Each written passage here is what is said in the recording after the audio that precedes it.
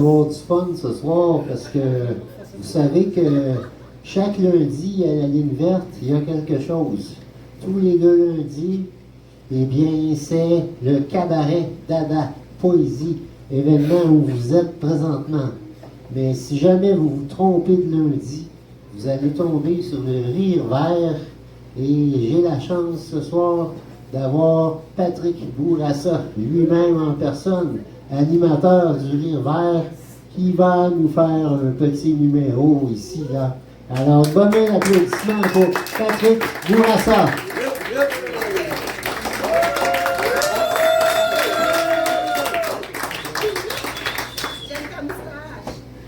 Merci, c'est la même que Manon Massé. Elle est déjà venue au café, je sais pas, c'est moi je travaille ici. Elle est venue l'autre fois, Manon. Elle s'est commandé un croque-monsieur, j'ai osé y dire un croque non-binaire. Elle l'a moins trouvé drôle que vous. Hey, j'aime ça, Christelle, que tu te sers en humour, c'est vraiment cool. J'aime ça, je savais pas qu'on avait autant de points en commun, parce que moi aussi j'ai déjà étudié en théâtre dans ma vie. Je sais pas si tu savais, ouais. Puis moi non plus, tu disais que t'es pas devenu Angelina Jolie, je suis pas devenu Brad Pitt, je suis plus devenu Brad Potter, c'est vrai. J'ai aimé ça aussi, tu disais, tu parlais de le cola, de petit gars dans la chanson pour enfants, tu disais c'est un nom de crackhead, puis tu t'appelles Cristal, c'est excellent. C'est dans l'amour, c'est dans l'amour. J'aime ça aussi, je suis pas sûr c'est lequel, mais il y a quelqu'un dans la fond qui, je sais pas si vous avez remarqué, il rit comme une tondeuse qui part pas.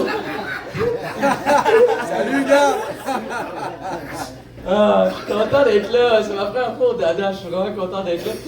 Écoutez, je suis venu vous parler vite d'une expérience qui m'est arrivée il y a pas trop longtemps. Je suis allé à l'hôpital il y a pas longtemps, c'était la première fois que j'allais à l'hôpital dans les 8 dernières années. Et je suis allé parce que je sentais que j'avais un point dans le cœur, puis je sentais plus mon bras gauche. J'étais sûr que j'allais mourir pour vrai. Et moi, comme un idiot, au lieu d'appeler une ambulance, je me suis appelé un Uber. Pour vrai, c'est la pire idée de ma vie. C'est que moi, faut comprendre que je suis trop gêné dans la vie pour faire une demande musicale au chauffeur. Genre, hey, tu peux-tu mettre Stay In Alive des Bee Gees, s'il te plaît? Non. Moi, si je décide de mourir dans l'auto, je vais mourir sur du Roxane Bruno. C'est excellent. Finalement, je me suis rendu aux urgences, c'était super cool. Et je suis arrivé aux urgences, il était minuit. C'était la première fois que j'allais aux urgences la nuit, c'est un autre monde. En partant, faut que tu passes un portail détecteur de métal parce qu'ils veulent être sûrs que t'apportes pas une arme. Moi, je trouve ça tellement cave. Je veux dire, moi, si dans la vie, mettons qu'il me prend envie de tuer quelqu'un maintenant, et que je veux pas qu'il survive, je vais le tuer le plus loin possible d'un hôpital. En plus, le garde de sécurité, il arrive, il en rajoute, il me dit « Monsieur, il va falloir qu'on passe le détecteur de métal manuel à la main. » Il me dit « Vas-y, place-toi et fais l'avion comme ça. » Je suis comme « Moi, monsieur, en ce moment, je sens pas mon bras gauche. Le best que je peux te donner en termes d'aviation en ce moment, c'est la Malaysia Airlines. » Finalement, assez vite, il m'envoie voir l'infirmière du triage. Et ça, moi, c'est mon bout préféré à l'hôpital. Hostie que j'aime ça, mentir à l'infirmière du triage. Je sais pas si j'exagère mes problèmes de santé pour être sûr de pas voir un médecin dans 8 jours ouvrables. Et là, je commence. Rapidement, mes palpitations au cœur, ça devient des soupçons de cancer généralisé de stade 4. Je suis comme, moi, madame, la semaine passée, j'ai chié du sang, OK? Je commence à y parler de toutes les drogues que j'ai faites quand j'étais jeune. J'ai dit, madame, j'ai déjà vu un tas de coke tellement gros, les enfants devraient porter un casque pour jouer au roi de la montagne dessus. Et j'ai dit, ça a des répercussions, la coke que j'ai faite quand j'étais jeune dans ma vie. Avant, j'allais me cacher dans les toilettes de bar pour faire de la poudre. La semaine passée, j'allais me cacher dans une toilette de bar pour m'étirer les genoux. J'avais entendu parler que la coke, ça venait au crack, c'est pas ça que j'avais compris.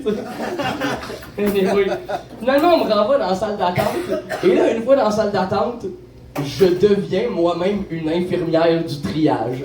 Je me mets à juger tout le monde dans la salle d'attente en jugeant que mon problème est crissement plus grave que leur.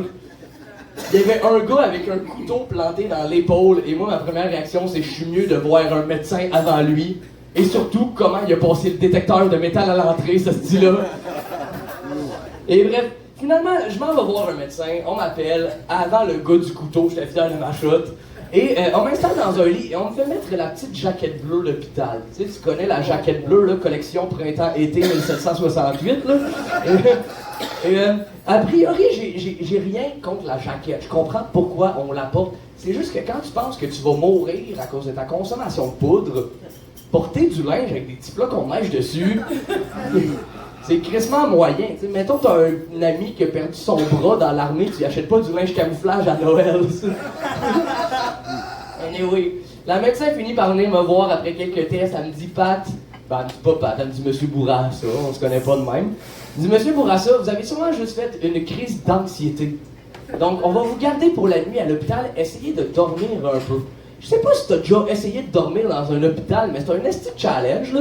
Il y a un itinérant qui crie, il y a une madame qui chiale sur la qualité de la bouffe, il y a des machines qui font bip bip. Dormir dans un McDonald's à Hochelaga, même combat, rendu là.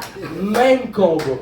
Et finalement, je me livre à vous, là, j'ai fait 3 tests à l'hôpital. J'ai fait un électrocardiogramme pour mon cœur, j'ai fait une radiologie pour mes poumons, et j'ai fait un doigt dans le cul. Oui, la médecin à maison. Et avec du recul, j'ai compris que c'est parce qu'au triage, j'ai dit que j'avais chié du sang ici la semaine passée. Mon erreur. Mais moi, sur le coup, j'ai 2 théories. Je me dis, la médecin est en train de prendre ma température, là. Je veux dire, la météo dehors, il y en a qui font ça avec des thermomètres, il y en a d'autres qui font... Fait frais dehors, esti. Je me dis, c'est possible. Deuxième théorie, c'est là que ça a commencé à m'inquiéter. Je me suis dit, Chris, il y avait un garde de sécurité à l'entrée. Plus un doigt dans le cul. J'aurais pas dû dire au triage que j'ai fait de la coke quand j'étais jeune, parce que là, ils cherchent, je les cache où, les tabarnak? Hey, merci le dada, vous êtes super cool. Faites du bruit pour vous autres, faites du bruit pour Martin, c'est vraiment, vraiment cool. Merci tout le monde.